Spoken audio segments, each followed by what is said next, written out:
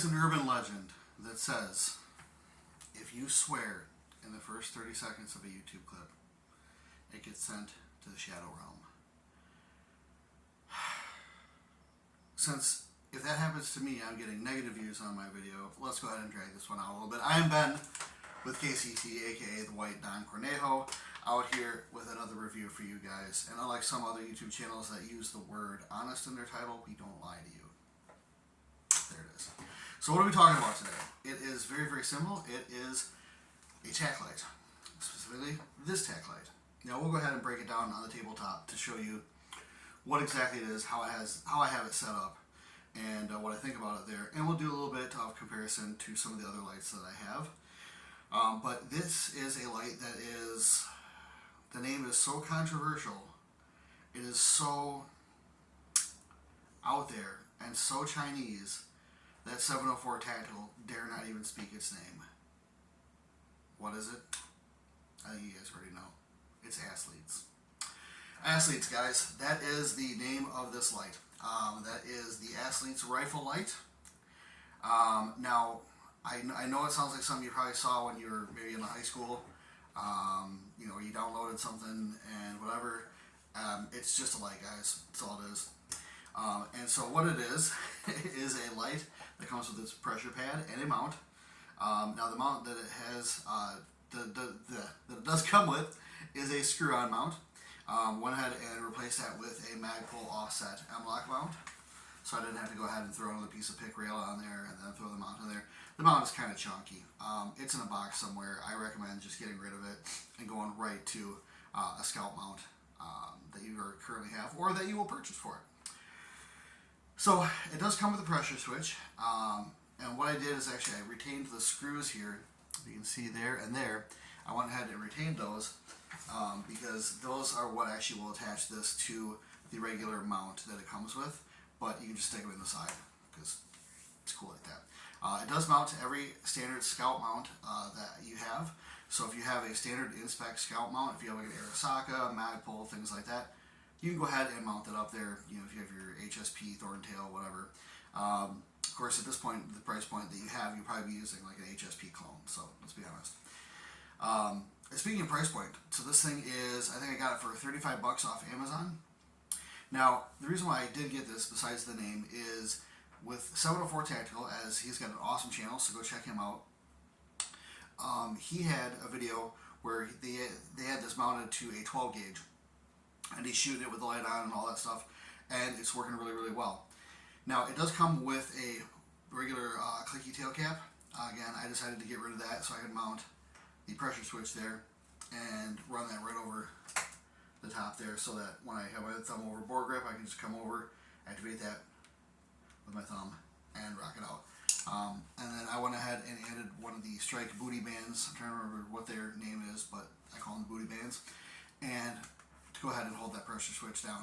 Now, if I didn't have something like that, I would probably go ahead and mount a section of pick rail and put on one of those knockoff Surefire pads with the little pick rail mount to it and throw it on there, because that also will work.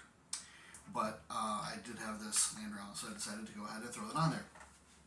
So 35 bucks from Amazon. He did, 704 Tactical did show that it was running on a shotgun, running pretty well, and that it was actually considered rifle rated.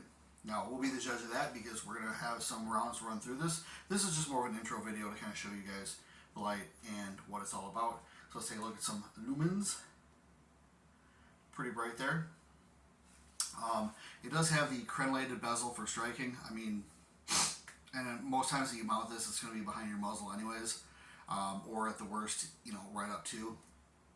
So that doesn't really do a whole lot for me. It is, you know, designed to be a Surefire clone and have that Scout, you know, type body knockoff style. Same thing with the pressure pads and stuff like that. But yeah, it is so far pretty good for the money. We'll go ahead and show a comparison here with some of the other rifle lights and handheld lights that I have. But let's go ahead and break this down on the tabletop, kind of show what it is, how it works, and a little bit more detail on it. Okay, so take a look at this. This is a standard Surefire style pressure pad. It does have the little flanges there that the Surefire pad tends to have, and so that will take all these Surefire standard pressure switch pockets that will fit that specific one. I do have it mounted again in that Strike Industries booty band.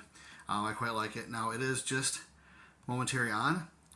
There's no constant on or anything else like that, but it is pretty good and workable.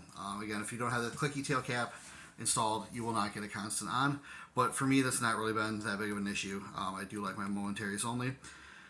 I have gone to rifle classes where, at night they will say you have to have some sort of constant on because you'll be doing X, Y, Z with it. I definitely took some of those classes to heart, yet and still I do think that momentary on is just fine for what it is.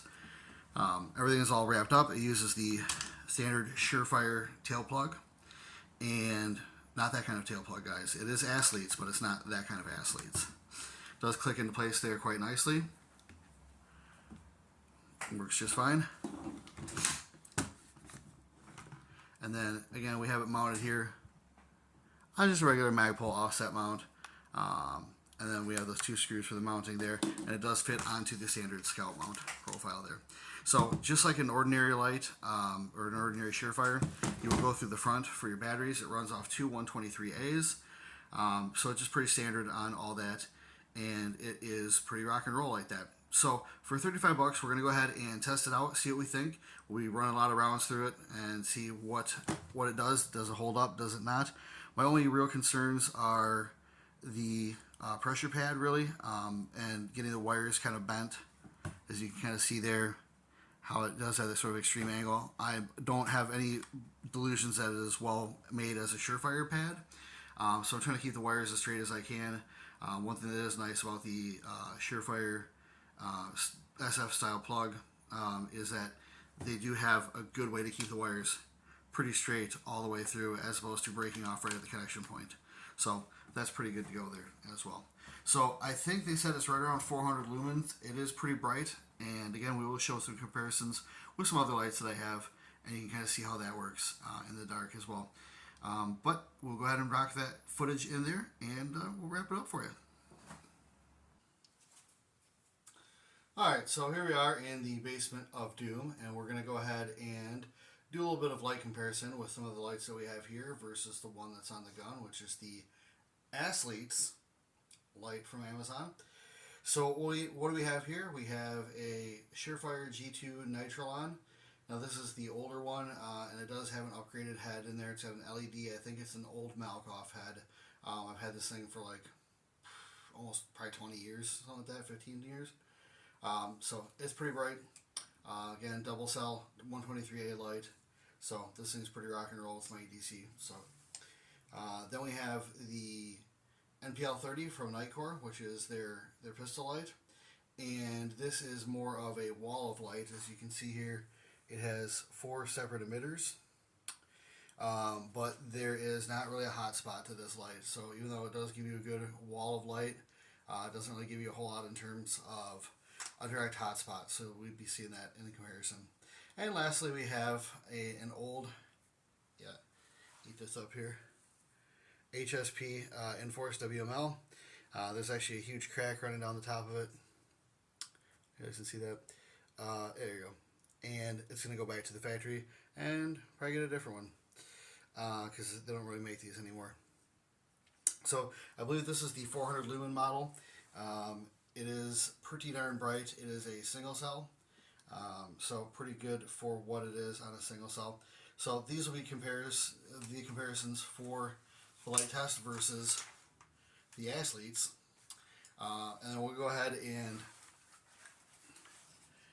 do this in the basement of Doom here. Now we're only looking at about 20 feet or so to this wall with all the boxes. And we'll be doing this in just total darkness, so there will be a good chance that I'll be attacked by some sort of riggedy diggity beaster. If I am, it's going to suck because I won't be able to see from the camera or the light or whatever. You guys will probably see it if somebody uploads this like it's found footage. So without further ado, guys, let's go ahead and get into some lumens. Okay. Alright, so this is the Assletes weapon light. You see there we have a pretty nice hot spot there in the center, decent flood. This is done with fresh batteries. So there's that. So you can kind of see that there's that really nice center hot spot. Let's go ahead and compare it with something else. Next we have this is the Enforce WML, and here's the Assletes. So Assletes says right around 400 lumens. Enforce right around 400 lumens. I think the Assletes, this is the Enforce, this is the Assletes. Enforce,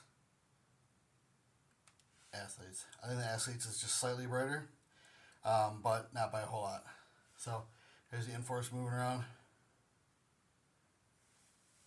And there's the Assletes moving around. So I think the light is a little bit whiter and hotspot is a little bit brighter. Actually, it's getting a little bit dimmer as we run through the battery. So these are fresh batteries, so we'll see. This is the Nitrolon, the G2 from Surefire. So you see there's not a super defined hotspot, but it does have a pretty decent center section there. There's the Assletes. So this is just the Assletes. This is just the Surefire. This is them together. So here's the Surefire, light up the room. Assletes, light up the room.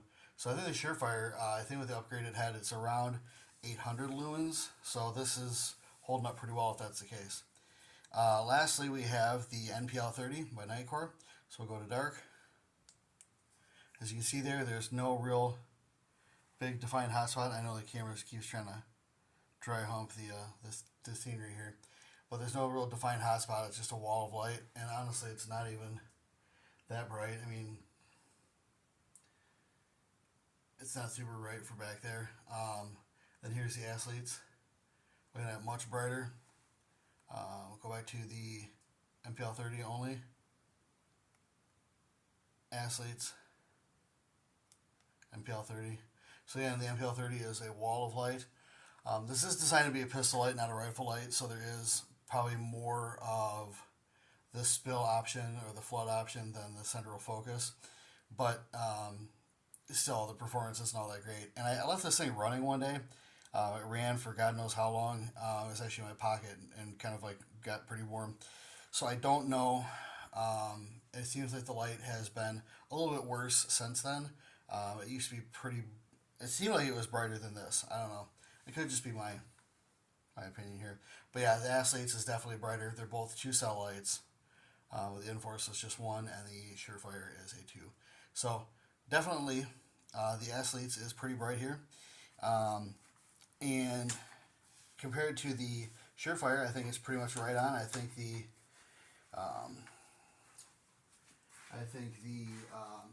WML, the Enforce, also not too bad. But yeah, you can kind of see pretty bright light. So time will tell as far as recoil goes, how recoil rated it is. Again, 704 Tactical was using it on a 12 gauge, so we'll see if it survives a little bit of 5.56 action there. So, guys, that's all I got for you today in the basement of Doom here. Hopefully there's no crazy beasters behind me. Guys, like, share, comment, and subscribe, and I'll have more for you later. See ya!